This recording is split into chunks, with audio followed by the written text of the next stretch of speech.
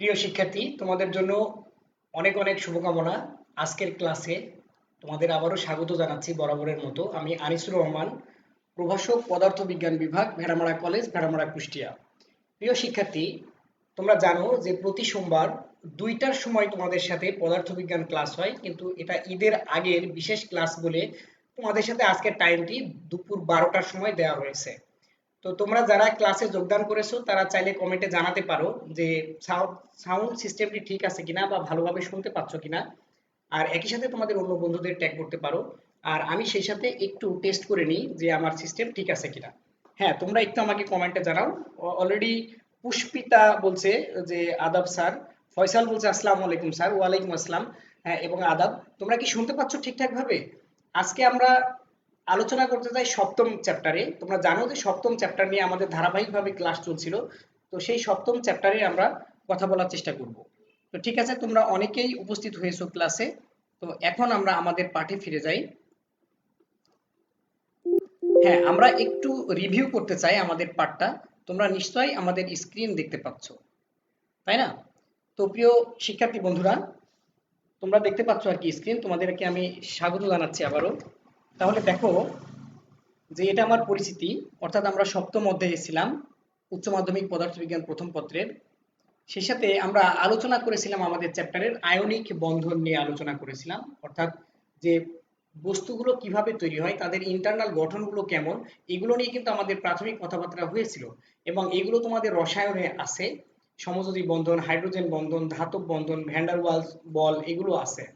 তো আমরা স্থিতিস্থাপকতা নিয়ে আলোচনা করছিলাম। সেক্ষেত্রে তোমরা জানো যে স্থিতিস্থাপকতার আমরা একটি সুন্দর চমৎকার উদাহরণ দিয়েছিলাম যে কিভাবে রাবার ব্যান্ড দিয়ে আমরা স্থিতিস্থাপকতার উদাহরণ দিতে পারি। তারপরে আমরা আরেকটি উদাহরণ আমরা দেখাচ্ছিলাম, স্প্রিং দিয়ে আমরা কাজ করেছিলাম, এবং এই স্প্রিং সম্প্রসারণে কৃতকাজের রাশিমালা তোমরা আবার আগের চ্যাপ্টারে তোমরা দেখেছো। তাহলে দেখো আমরা আরো কি কি বিষয়ে আলোচনা করেছি। আমরা আলোচনা করেছি স্থিতিস্থাপকতা নিয়ে, আলোচনা করেছি স্থিতিস্থাপক বস্তু নিয়ে, আলোচনা করেছি প্লাস্টিক বস্তু নিয়ে। এরপরে আমাদের আলোচনা হয়েছিল পীড়ন বিকৃতি নিয়ে। তোমরা জানো যে পীড়ন কাকে বলে, অর্থাৎ কোনো বস্তুর উপরে একক ক্ষেত্রফলে যে বল দিলে যে প্রতিক্রিয়া বল দেয় সেটা তোমরা জানো যে সেটা হলো পীড়ন। আর বিকৃতি কি? এর যে দৈর্ঘ্যের পরিবর্তন ঘটে সেটা হলো বিকৃতি। তোমরা একই সাথে পীড়ন বিকৃতি দিয়ে একটি সূত্রও তোমরা পড়েছিলে, সেই সূত্রের নাম হলো হুকের সূত্র, তাই না? তো তোমরা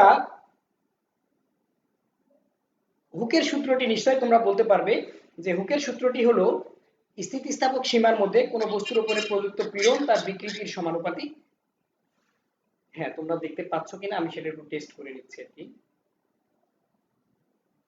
তাহলে পীড়ন বিকৃতির সূত্র আমরা আলোচনা করেছি। একই সাথে আমরা আলোচনা করেছি স্থিতিস্থাপক সীমা বলতে আমরা কি বুঝি।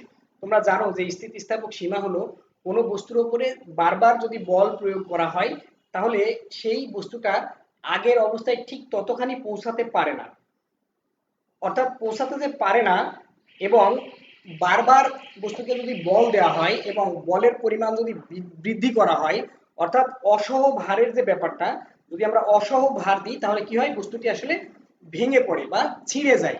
এই ঘটনাকে আমরা বলছি স্থিতিস্থাপক সীমা। তাহলে আমাদের এখানে সকল কাজ করতে হবে স্থিতিস্থাপক সীমার মধ্যে, সেটা আলোচনা করা হয়েছিল। তারপরে অসহ বল ছিল, যে অসহ বল নিয়ে আমরা আলোচনা করেছিলাম যে অসহ বল হলো যে যে পরিমাণ বল অর্থাৎ সে সহ্য করতে পারবে না সেই বলটাকে আমরা বলছি অসহ বল। তারপরে স্থিতিস্থাপক ক্লান্তি আলোচনা করেছিলাম আমরা, যে স্থিতিস্থাপক ক্লান্তি ছিল যে যে কথাটা আমি একটু আগে বলছিলাম যে বারবার যখন আমরা বল প্রয়োগ করব আবার প্রত্যাহার করব, বল প্রয়োগ করব আবার প্রত্যাহার করব, সেই ক্ষেত্রে দেখা যাবে যে এই বস্তুটা ঠিকঠাক আগের অবস্থানে পৌঁছাতে পারে না। এই অবস্থাকে আমরা বলি আসলে স্থিতিস্থাপক কি বলি, স্থিতিস্থাপক ক্লান্তি বলি। আর দৈর্ঘ্য বিকৃতি আলোচনা হয়েছিল। তোমরা জানো যে দৈর্ঘ্য বিকৃতি একক দৈর্ঘ্যের যে পরিবর্তন সেটাকে আমরা দৈর্ঘ্য বিকৃতি বলছি। আয়তন বিকৃতি নিয়েও আমরা আলোচনা করেছিলাম, আয়তন বিকৃতি নিয়ে। আমি তোমাদের কমেন্ট গুলো একটু দেখতে চাচ্ছি আর কি।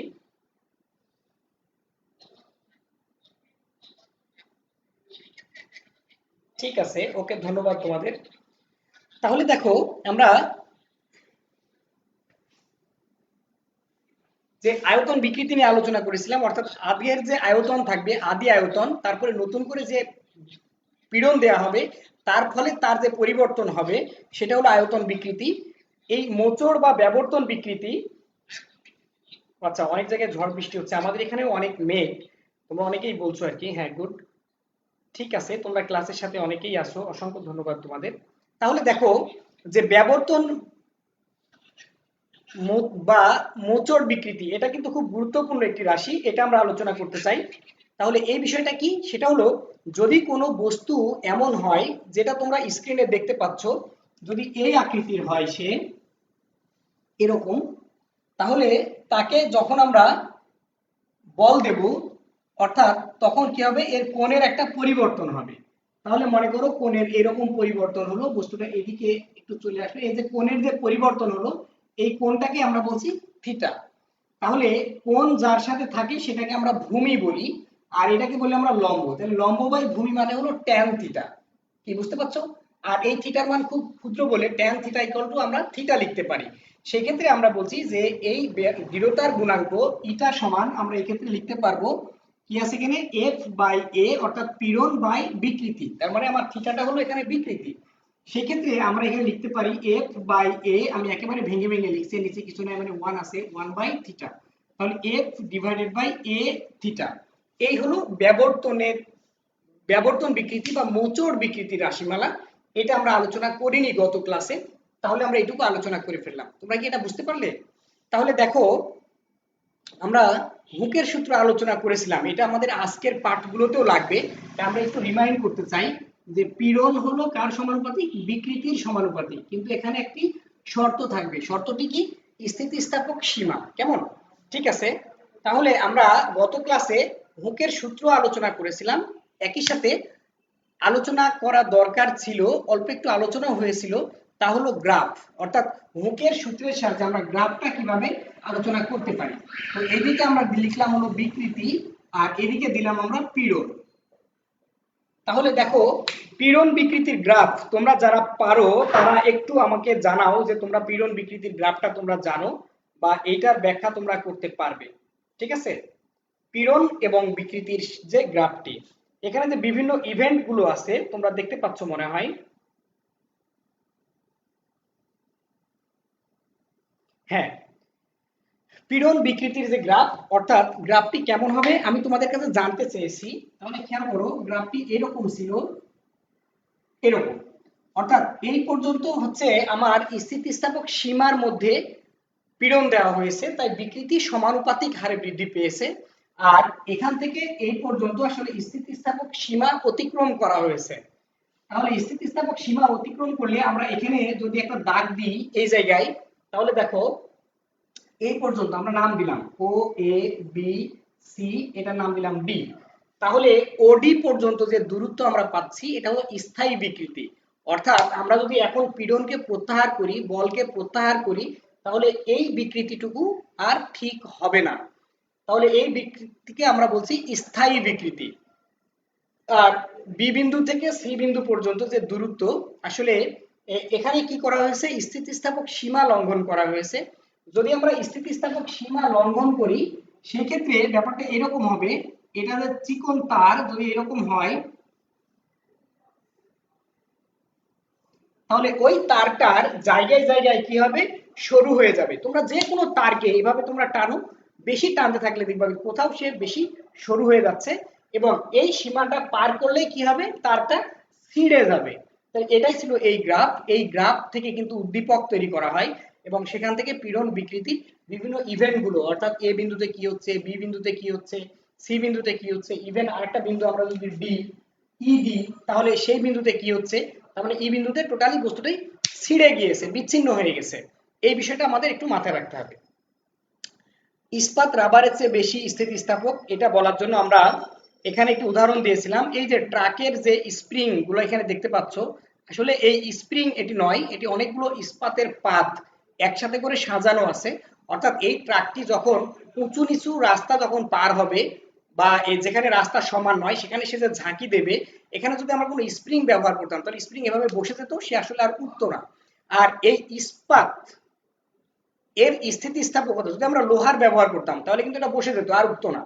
কিন্তু আমরা ইস্পাত ব্যবহার করছি, যে এই ইস্পাতটি কি বেশি স্থিতিস্থাপক, অর্থাৎ ও যতটুকু সংকুচিত হবে ঠিক ততটুকুই আবার সে বল প্রত্যাহারও করে দিতে পারবে এবং ততটুকু প্রসারিতও হতে পারবে যদি বল প্রত্যাহার করে নেওয়া হয়।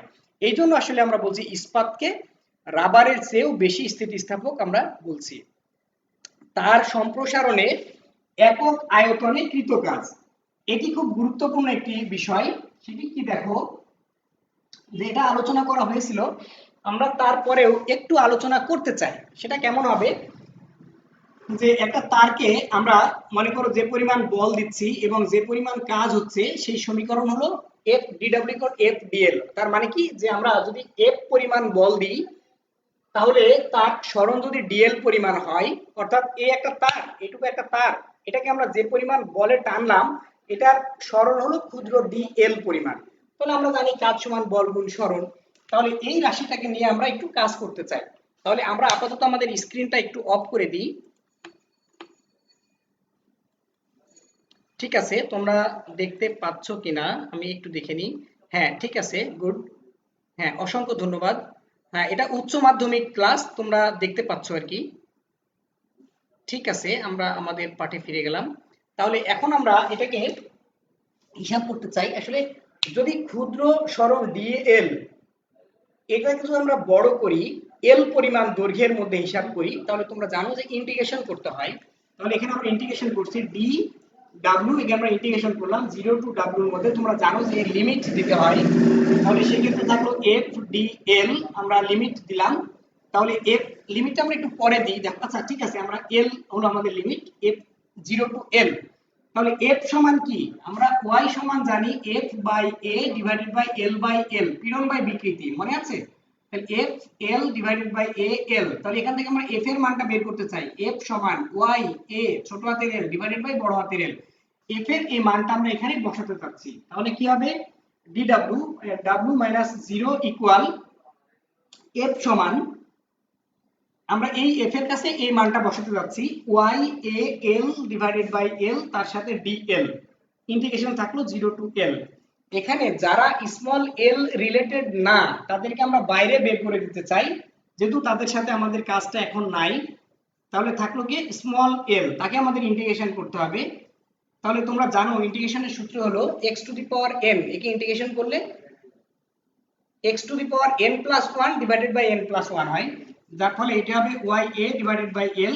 তাহলে এটা হবে l স্কয়ার বাই 2, তাই না? তাহলে এখানে থাকলো l 0। তাহলে এর মানে এখন কি করতে হবে, তোমরা নিশ্চয়ই জানো যে এই l এর কাছে l মাইনাস 0 বসাতে হবে। তাহলে কি হবে, w ইকুয়াল কি হচ্ছে y a divided by l, তার সাথে l স্কয়ার বাই 2। তার মানে নিচের পার্টটা তো 0 হয়ে যাচ্ছে, আমি একটু শর্টকাট করে দিলাম। তাহলে খেয়াল করো এখানে কি হলো, আমরা এরকম করে দিই half y a l l square, এরকম থাকলো। তো আমরা বলেছিলাম যে এই হিসাবটা করতেছি আমরা একক আয়তনে এর কৃত কাজ বের করতে চাই। তাহলে একক আয়তন দিয়ে ভাগ করতে হবে, আয়তন মানে ভি। তাহলে ভি দিয়ে আমরা এটাকে ভাগ করে দেব, তাহলে ডিভাইডেড বাই ভি, একক আয়তনে কৃত কাজ। তাহলে ডাব্লিউ বাই ভি আমরা বের করছি। তাহলে ডাব্লিউ বাই ভি যদি আমরা বের করতে চাই তাহলে কি হবে, দেখো যে ভি মানে এ এল ক্ষেত্রফল এবং দৈর্ঘ্যের গুণফল এ এল, এরকম থাকলো কেমন? তাহলে এর সাথে কি কি থাকলো, half Y A L square by L. এটাকে আমরা একটু কাজ করতে যাচ্ছি, half into Y A L square by L into 1 by A L. তাহলে দেখো কি হবে, হাফ থাকলো into Y A by L, এটুকু সমান কি লেখা যায় দেখো তো, ওয়াই এ বাই এল। অর্থাৎ আমরা একটু পেছনে যাই, কেননা এখান থেকে আমাদের একটা স্টিকি সমীকরণ বের করে নিয়ে আসতে হবে। আমাদের সমীকরণটা এমন ছিল y সমান F L divided by A L.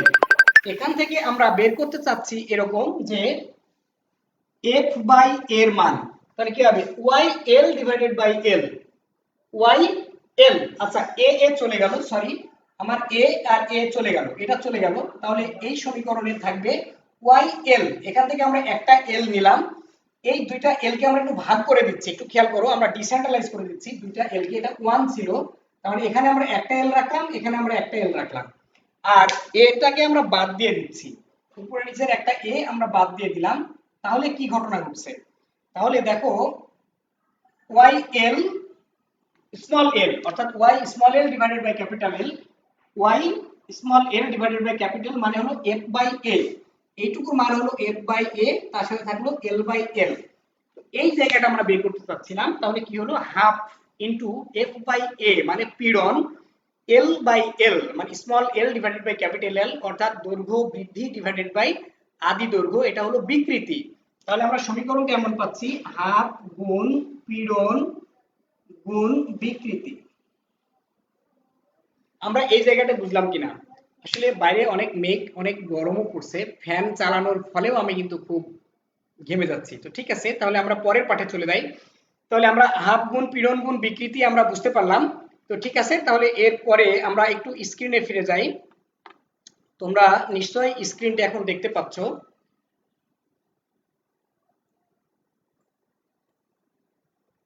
তাহলে আমরা এখন দেখতে পয়সনের অনুপাত, এইটা নিয়েও কিন্তু আমরা আলোচনা করেছিলাম। পয়সনের অনুপাত নিয়ে, পয়সনের অনুপাতটা কি ছিল তোমরা দেখো, যে স্থিতিস্থাপক সীমার মধ্যেও এটা পার্শ্ব বিকৃতি এবং দৈর্ঘ্য বিকৃতির অনুপাত একটি ধ্রুব রাশি ছিল। তাহলে একটি ধ্রুব রাশি ছিল, অর্থাৎ এই মানটাকে আমরা কিন্তু আবার মাইনাস দিয়েছিলাম সামনে। আমরা এটা আলোচনাও করেছিলাম যে কেন মাইনাস দিয়েছি, এই জন্য যে দৈর্ঘ্য যদি বাড়ে তাহলে প্রস্থ কমবে। মানে কিরকম, যে এই যে এই পাতটা এটা যদি লোহার হতো, আমরা যদি এটার উপরে পীড়ন দিতাম, বল দিতাম, তাহলে কি হতো? এটা ছোট হয়ে যেত, ছোট হয়ে গেলে কি হতো? এটা মোটা হয়ে যেত, তাই না? তার মানে দৈর্ঘ্য কমলে এর প্রস্থচ্ছেদের ক্ষেত্রফল বাড়বে, তাই এখানে মাইনাস দিয়ে এটা ইন্ডিকেট করা আছে। তো আমরা আরেকটি বিষয় নিয়ে আলোচনা করতে চাই আজকে তোমাদের সাথে, সান্দ্রতা। খুব গুরুত্বপূর্ণ একটি রাশি। সান্দ্রতার সাথে সান্দ্রতার সহগ কি সেই বিষয়ে আমরা একটু কথা বলতে চাই। তাহলে সান্দ্রতা হলো, আমরা যদি আসলে এক জায়গায় একটু পানি রাখি, কি হবে? পানিটা গড়ায়ে চলে যাবে, তাই না? পানিটা যে গড়ায়ে চলে যাবে, অর্থাৎ পানি রাখলে পানিটা গড়িয়ে যাবে।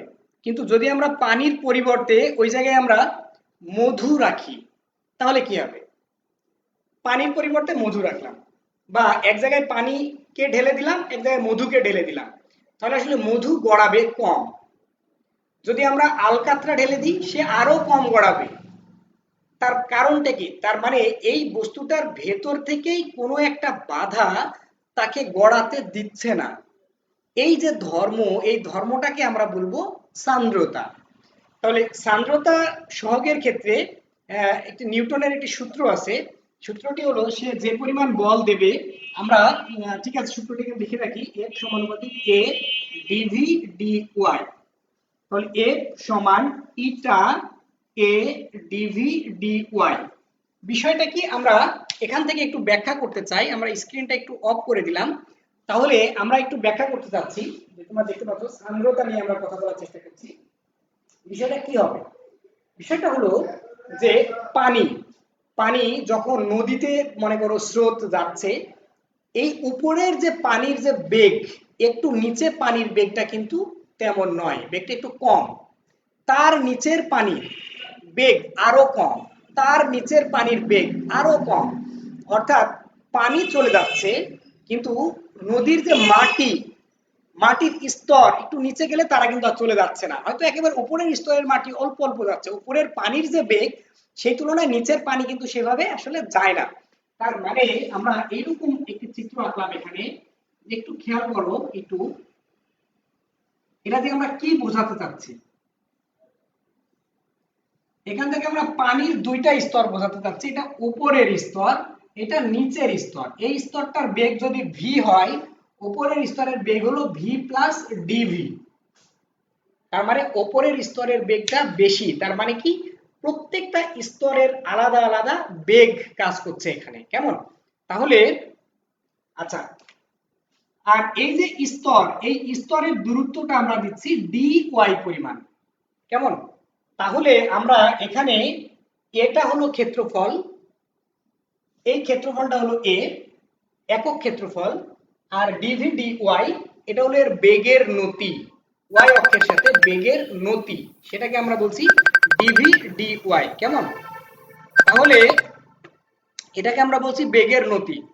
তো ঠিক আছে, আমরা স্ক্রিনে ফিরে গেলাম আর একটু। এই সমীকরণটা আমরা আসলে বের করতে চাচ্ছি, তো আমরা আবার বোর্ডে ফিরে আসি। তাহলে খেয়াল করো এখানে যে বিজ্ঞানী নিউটন বলছেন যে পরিমাণ বল এদের মধ্যে কাজ করতে হবে সেই বলটা হলো এর ক্ষেত্রফলের সমানুপাতিক, এর বেগের নতির সমানুপাতিক। সেখান থেকে একটা ধ্রুবক এসছে ইটা, এই ইটাকে আমরা বলছি সান্দ্রতা সহগ। যদি একক ক্ষেত্রফল হয়, একক বেগের নতি হয়, সেই ক্ষেত্রে এফ সমান ইটা বা ইটা সমান এফ। তার মানে একক ক্ষেত্রফলের এবং একক বেগের নতি বা ওইটা অব্যাহত রাখার জন্য যে পরিমাণ বল দরকার হবে সেটাই হলো তার সান্দ্রতা সহগ। এটাকে আমরা বুঝতে পারলাম? হ্যাঁ, যারা যারা আমরা বুঝতে পারছি তারা একটু কমেন্টে জানাই, আর যারা যারা কমেন্ট করেছে আমি তাদেরকে একটু নামগুলো বলে দিই। আমাদের এখানে অনেকেই কমেন্ট করেছে। আচ্ছা, স্থিতিস্থায়ী সীমার মধ্যে পীড়ন বিকৃতি সমানুপাতিক, যে জোহা বলছে। রফিকুল ইসলাম কমেন্ট করেছে, থ্যাংক ইউ বলেছে।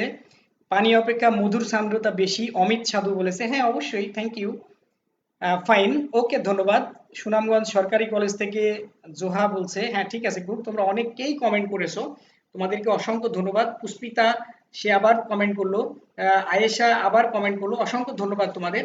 তো আমি আবার আমার ক্লাসে ফিরে গেলাম। তাহলে দেখো আমরা এরপরে কি আলোচনা করতে চাই। এরপরের আমরা আলোচনা করতে চাচ্ছি অন্তবেগ। এটা খুব গুরুত্বপূর্ণ একটি রাশি। আচ্ছা তোমরা স্ক্রিন দেখতে পাচ্ছ না, সরি। আমরা অন্তবেগ নিয়ে আলোচনা করতে যাচ্ছি। তাহলে অন্তবেগটা কি? খুব গুরুত্বপূর্ণ একটি রাশি।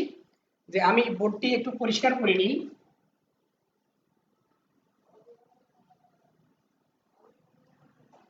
অন্তবেগ হলো, খেয়াল করো, আচ্ছা আমরা এখানে একটা সমীকরণটি লিখে রাখি অন্তবেগের, F equal U plus V. কি কি আছে, ইউ প্লাস ডাব্লিউ, সরি, কি কি এর মধ্যে আছে সেগুলো আমরা ব্যাখ্যা করব। এফ সমান 6 পাই ইটা আর ভি, এটি স্টোকসের সূত্র তোমরা জানো। আর এফটি আর ইউ হলো প্লবতা, প্লবতা এর মান হলো এম জি। এম সমান আমরা জানি ভি রো, তার সাথে জি।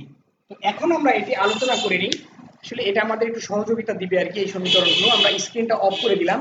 তো এখন আমরা বিষয়গুলো নিয়ে একটু আলোচনা করতে যাচ্ছি। তাহলে দেখো যে কি কি বিষয় আমরা বলে লিখলাম, এবং আমরা বলতে যাচ্ছি অন্তবেগ। অন্ত বানানটা কিন্তু এইরকম, অন্তবেগ বা প্রান্তিক বেগ। তার মানে দেখবা যে আমাদের অনেক স্টুডেন্টের ভাইয়ের নাম, ছোট ভাইয়ের নাম প্রান্ত। মানে কি? মানে আসলে সে ছোট, প্রান্ত মানে ছোট, তাই না? তো যাই হোক, তাহলে আমরা এখান থেকে কি বলছি, প্রান্তিক বলছি, প্রান্তিক বেগ বা প্রান্তিক বেগ, প্রান্তিক বেগ। তাহলে প্রান্তিক বেগটা কি? মানে শেষের বেগ। তাহলে এই শেষের বেগটা কি বিষয়ের উপরে? খেয়াল করো, এটা খুব আজব একটা ব্যাপার। যদি এটা না থাকতো তাহলে কি ধরনের সমস্যা হতো সেটা তুমি চিন্তাও করতে পারছো না। যে যখন বৃষ্টি হয় অথবা যখন শিলা বৃষ্টি হয়, যখন শিলা বৃষ্টি পড়ে, শিলা পড়ে, ছোট ছোট বরফ খণ্ড, পাথর, এটা যত উপর থেকে পড়ে প্রতি সেকেন্ডে এর বেগ 9.8 মিটার করে বাড়ার কথা ছিল। যদি এর বেগ 9.8 মিটার করে বাড়তে থাকে তাহলে আমরা এটাকে কি বলবো? 9.8 মিটার করে যদি বাড়তো, তাহলে যদি এই বৃষ্টিটা আসতে 2 মিনিট টাইম লাগতো, তাহলে এই বেগটা কত হতো চিন্তা করো। তখন কি হতো, এই শিলাটা আমাদের শরীরের যেখানে পড়তো সেখানে বন্দুকের গুলির মতো ঢুকে যেত। অথবা বৃষ্টির ফোঁটার ক্ষেত্রেও তাই, যে বৃষ্টির ফোঁটা যখন পড়ে, অর্থাৎ বৃষ্টি যখন পড়ে এটা প্রতি সেকেন্ডে 9.8 মিটার করে যদি বেগ বাড়তো, তাহলে সেই বৃষ্টির ফোঁটা কিন্তু আমাদের শরীরে পড়লে সে বন্দুকের গুলির মতো আমাদের শরীরে ঢুকে যেত। ভাগ্যিস এটা হয় না। কেন হয় না? এটা হয় না আসলে এই প্রান্ত বেগ বা প্রান্তিক বেগের কারণে বা অন্তবেগের কারণে হয় না। বিষয়টা কেমন খেয়াল করো, যে কোনো পরিবাহী পদার্থের প্রবাহী, নট পরিবাহী, প্রবাহী অর্থাৎ ফ্লুইড, যারা এরকম প্রবাহিত হয়, বাতাস, পানি, তো এইরকম পদার্থের মধ্য দিয়ে যখন অন্য কোনো বস্তু সেটাকে টেনে নিয়ে যায় তখন তার চারিদিকে এক ধরনের একটা ঘটনা ঘটে। কিরকম দেখো, এই বাতাসের মধ্য দিয়ে যখন কোনো একটা বস্তুকে আমরা ফেলে দিচ্ছি, ধরো কি বৃষ্টির ফোঁটা, তাহলে সে তখন কি আবার প্লবতা, এই বাতাসটা আবার কি প্লবতা হিসেবে একটা ঊর্ধ্বমুখী বল দিচ্ছে। অর্থাৎ পানির মধ্যে যখন আমরা এক বালতি পানি লোড করে পুকুর পাড়ে বা পুকুরের মধ্যে নেমে আমরা পানির মধ্যে কিন্তু আঙ্গুল দিয়ে উঠাতে পারবো এই বালতি, কিন্তু পানির ওপরে আমরা তুলতে পারি না। কেন পারি না? প্লবতার কারণে। তো ঠিক এখানেও কিন্তু এই প্লবতাটা এই ঘটনাটা ঘটাচ্ছে, যে এই প্লবতা বলটা কাজ করছে সেটাকে আমরা বলছি ইউ, আর ওইটার ওজন তো নিচের দিকে ক্রিয়া করবে। তার মানে আমরা এইরকম যদি একটা আঁকি, এই যে এই বস্তুটা এটা নিচের দিকে পড়ছে, তাহলে নিচের দিকে এর ওজন হলো mg মানে হলো w, আর এর প্লবতা হলো উপরের দিকে কাজ করছে, সেটাকে আমরা বলছি ইউ, ঠিক আছে। আর একই সাথে একটা বল কাজ করছে, সেটাকে আমরা বলছি এফ। তাহলে এই এফ প্লাস ইউ, অর্থাৎ এর ত্বরণ না হয়ে কি হয়, তখন সে সমবেগে পড়তে থাকে। যখন সে সমবেগে পড়তে থাকে তখন আসলে তার ত্বরণ থাকে না। ত্বরণ থাকে না বলে তখন সে সমবেগে পড়তে থাকে, তখন আর তার বেগ নাই। তাহলে এই প্রান্তিক বেগের মানটা কত সেটা আমাদের বের করতে হবে। যেমন পানির মধ্যে যে বুদবুদ তৈরি হয়, এইটার বেগ কত সেটাও আমরা বের করতে পারবো। কেমন? তাহলে খেয়াল করো যে কি কোনো সমস্যা, কি দেখতে কোনো সমস্যা হচ্ছে? না, ঠিকই আছে মনে হচ্ছে। ওকে, ঠিক আছে, আমরা আমাদের পাঠে ফিরে আসলাম। এখন আমরা কাজ করছি যে এই বলটাকে আমরা সমান করব, আর এফ হলো স্টোকসের সূত্র, যার মান 6 পাই ইটা আর ভি। তাহলে আমরা এই মানগুলো এখানে বসাই এই সমীকরণে। এফ সমান, সরি, এফ সমান, আচ্ছা আমরা এটা নিচে লিখি তাছাড়া বুঝতে পারবো না, এখানে লিখি ইউ প্লাস ডাব্লিউ।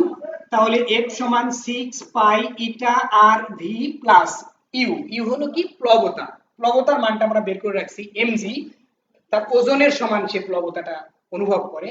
তাহলে ভি রো এফ জি, আমরা এম সমান আমরা জানি ভি রো, একক আয়তনের ঘনত্ব আর কি, একক আয়তনের ভরকে ঘনত্ব বলে আমরা জানি, সেখান থেকে আমরা রো বের করে ফেলেছি। তাহলে ভি এটা সমান V rho F G plus W মানে ওজন কতটুকু, এমজি পরিমাণ, এমজি পরিমাণ। তাহলে এম সমান ভি রো, তাহলে আমরা এখানে ভি রো জি লিখতে পারি। তাহলে এখানে লিখলাম আমরা ভি রো জি, এই রোটাকে আমরা এস দিচ্ছি আর কি, বস্তুর আর কি। তাহলে এখানে আমরা কি কি বের করতে চাই, খেয়াল করো। ভি সমান আমরা জানি 4/3 পাই আর কিউব। তো ঠিক আছে, আমরা সেটা বের করে ফেলি। 6 পাই ইটা আর ভি সমান 4/3 pi R cube rho F G plus, আমাদের এখানে এই ভি এর মানটা দিতে হবে 4/3 pi R cube rho S G. তাহলে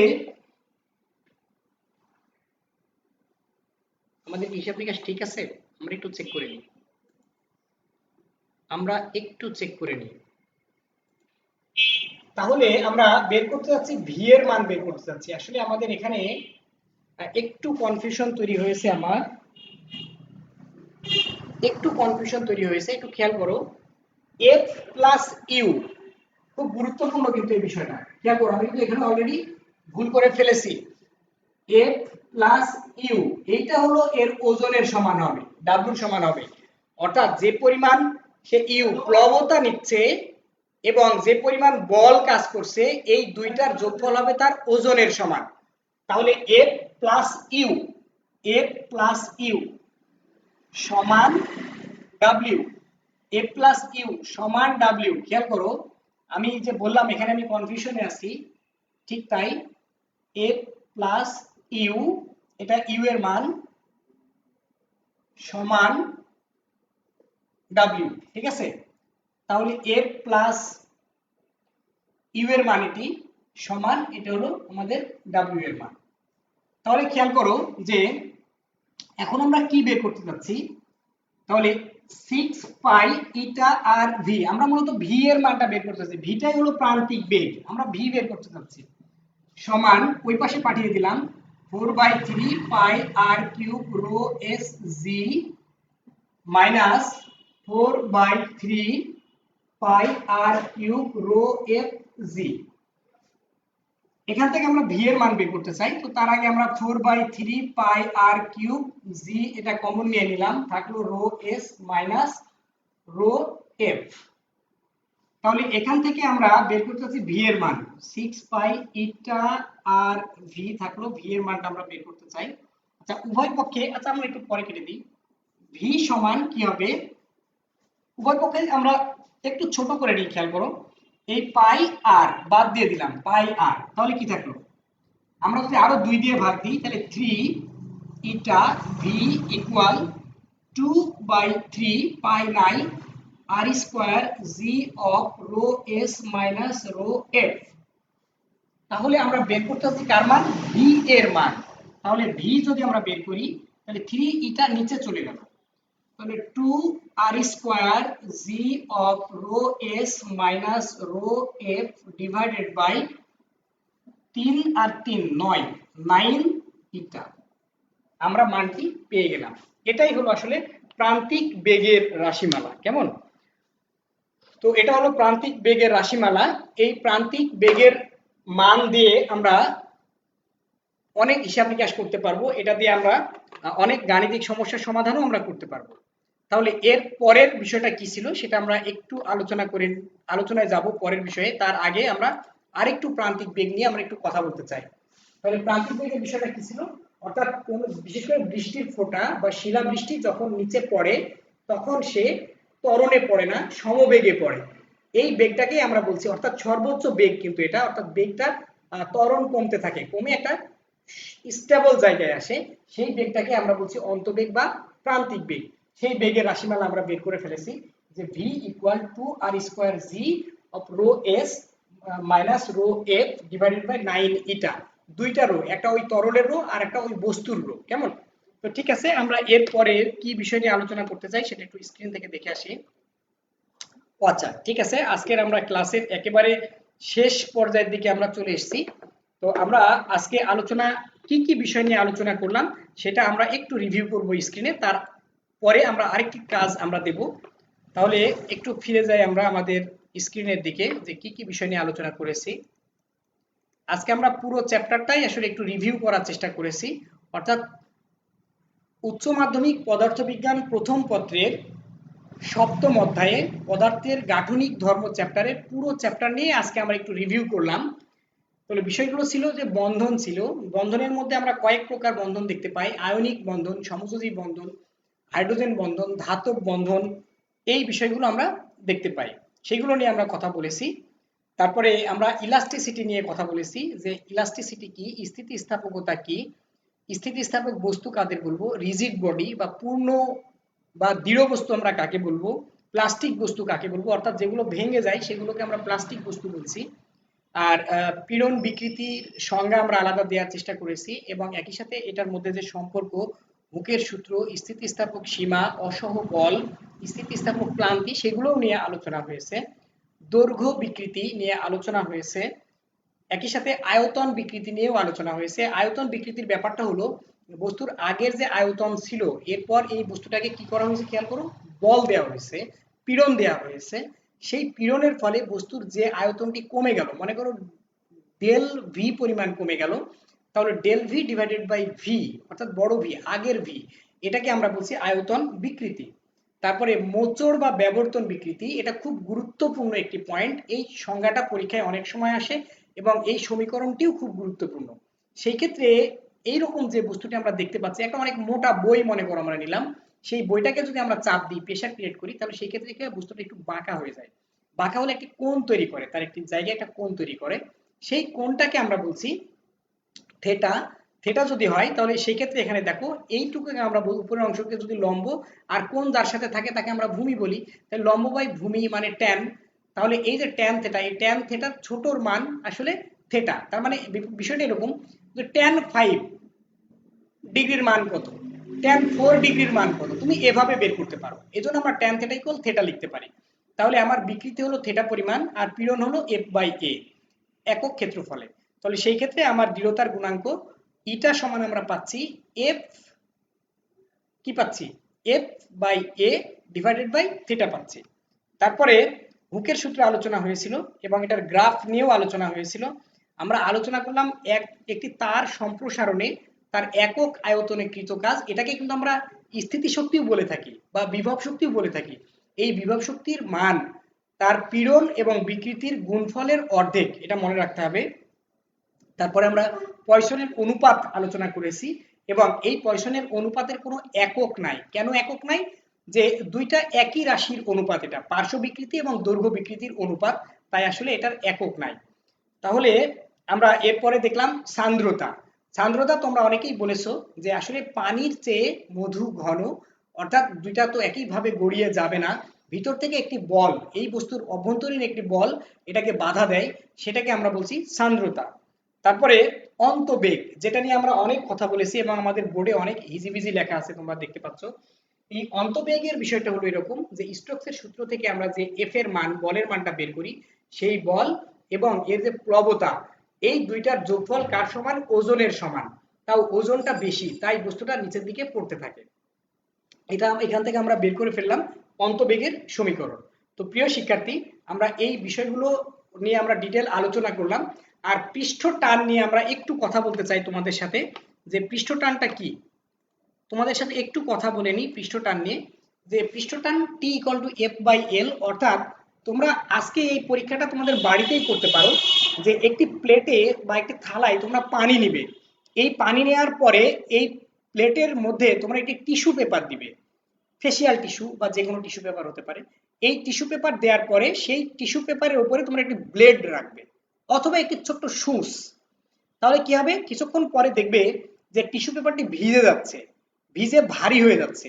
তারপরে টিস্যু পেপারটি প্লেটের পানির নিচে চলে গেল, কিন্তু মজার ব্যাপার হলো ওই ব্লেডটি ভাসতে থাকবে কিছুক্ষণের জন্য এবং ওই সুচটিও ভাসতে থাকবে। তার মানে কি?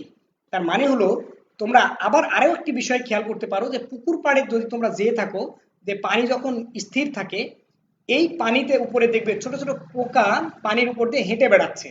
তো যেই পোকাগুলো পানির উপর দিয়ে হেঁটে বেড়াচ্ছে, যেখানে এই পোকাগুলো পানির উপরে পা রাখছে, সেই জায়গার পানিটা একটু নিচু হয়ে যাচ্ছে। তার মানে মনে হয় যেন পানির উপরে একটা স্তর আছে, সেই স্তরটাকে নিয়ে আমাদের কাজ করতে হচ্ছে। আর আরেকটি বিষয় হলো যে তোমার পানিকে যে কোনো জায়গায় রাখলে দেখবা পানি ফোঁটার আকার ধারণ করে। অর্থাৎ এক ফোঁটা পানি যদি তুমি কোথাও ফেলে দাও, তাহলে তুমি দেখতে পাচ্ছ সেই জায়গায় কি হচ্ছে, পানিটা উঁচু হয়ে যাচ্ছে। অর্থাৎ একক ক্ষেত্রফলে পানি সর্বনিম্ন একটা জায়গা নিতে চাই, এই ঘটনাকে আমরা বলছি পৃষ্ঠটান। এই পৃষ্ঠটান নিয়ে আমাদের হিসাব নিকাশ আছে, এখানে কৈশিকতাও আছে, কৈশিক নল নিয়েও আমাদের কাজ আছে। কৈশিক নল মানে হলো এটি চিকন নল এবং সরু, সব দিকে সমান হতে হবে। তার মানে এই নলকে যখন আমরা পানির মধ্যে রাখি, তোমরা আরো একটি বিষয় খেয়াল করেছো কিনা কখনো, আমরা ছোটবেলায় এরকম দেখতাম, যেই দোকানে তেল বিক্রি করে, তেল, ডিজেল, মোবিল, এরকম। এখন তো এগুলো আসলে বিভিন্ন ফিলিং স্টেশনে বিক্রি করে, কিন্তু বেশিরভাগ ক্ষেত্রে গ্রামের বাজারে, ছোট ছোট বাজারে তোমরা দেখতে পাবে যে সেগুলো ড্রামে করে বিক্রি করছে, কেরোসিন তেল, ডিজেল, এগুলো। তো এই তেলগুলো একটা পাইপ দিয়ে বাইরে বের করে, তোমরা যারা খেয়াল করেছো, তাহলে খেয়াল করো যে তেল কিন্তু আছে পাইপের নিচে। মানে বিষয়টা একটু এঁকে দেখাই তোমাদের,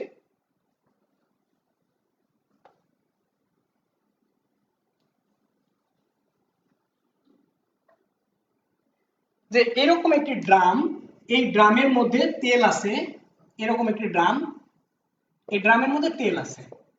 তো তেল মনে করো আছে এই পর্যন্ত, কিন্তু এটাকে একটা পাইপ, চিকন পাইপ দেওয়া হয়েছে এটার মধ্যে দিয়ে, এখন এখানে আরেকটি পাত্রের মধ্যে ওই তেল এসে পড়ছে। এখানে কোনো মোটরও নাই, কিছুই নাই।